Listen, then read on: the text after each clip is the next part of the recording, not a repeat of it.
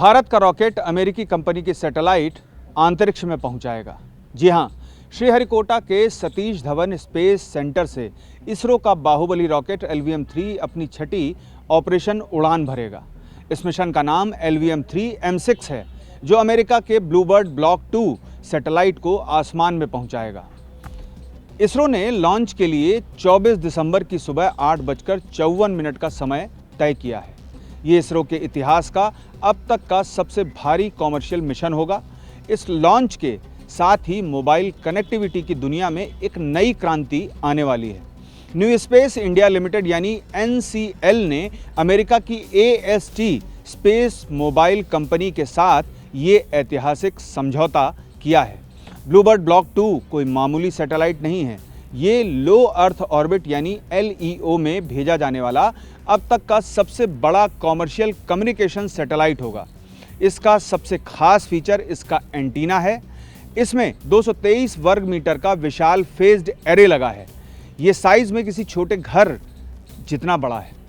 इसका वजन लगभग 6500 किलोग्राम है, जो इसे LVM-3 रॉकेट द्वारा ले जाया जाने वाला सबसे भारी पेलोड बनाता है।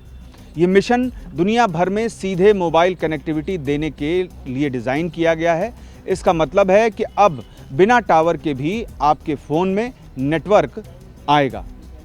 अमेरिका और इसरो का ये मिशन आम आदमी के लिए क्यों ज़रूरी है, कितना महत्वपूर्ण है, ये मैं आपको बताता हूँ। इस मिशन का सीधा फ़ायदा आम मोबाइल यूज़र्स को मिलेगा। ये सैटेलाइट स्पेस से सीधे आपके मोबाइल पर 4G और 5G की सुविधा देगा। आप दुनिया के किसी भी कोने में हों, आपको नेटवर्क मिलेगा।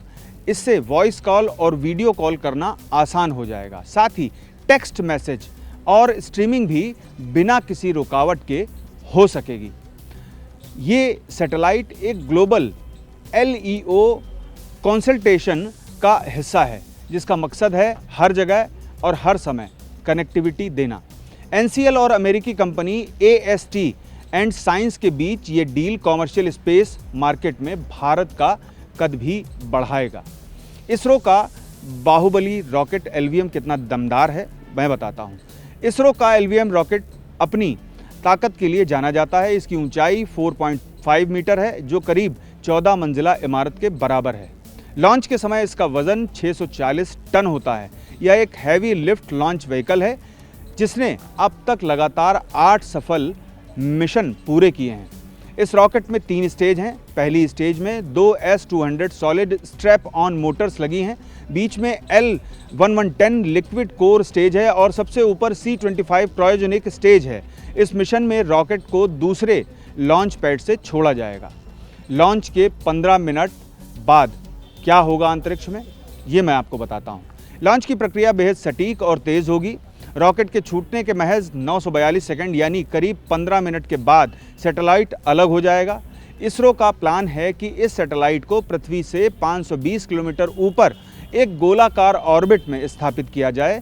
इस ऑर्बिट का झुकाव 53 डिग्री के करीब होगा। लॉन्च के समय सॉलिड मोटर्स पहले जलेंगी और फिर लिक्विड इंजन अपना काम शुरू करेंगे।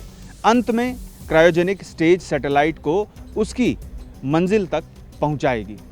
तो आप जान गए होंगे कि ये मिशन जो अमेरिकी कंपनी और भारत के बीच मिलकर के बुना गया है, वो आम आदमी के लिए कितना महत्वपूर्ण है। और एक जो क्रांति है, ख़ास तौर पर मोबाइल क्रांति आने के बाद सबसे बड़ी परेशानी लोगों को तब आती है कि कई जगहों पर उनको कनेक्टिविटी मिल ही नहीं पाती, और इस मिशन के बाद हर जगह कनेक्टिविटी मिल पाएगी और भारत का कद भी वैश्विक स्तर पर ऊंचा होगा। पीयूष पांडे, TV9 भारतवर्ष, नई दिल्ली।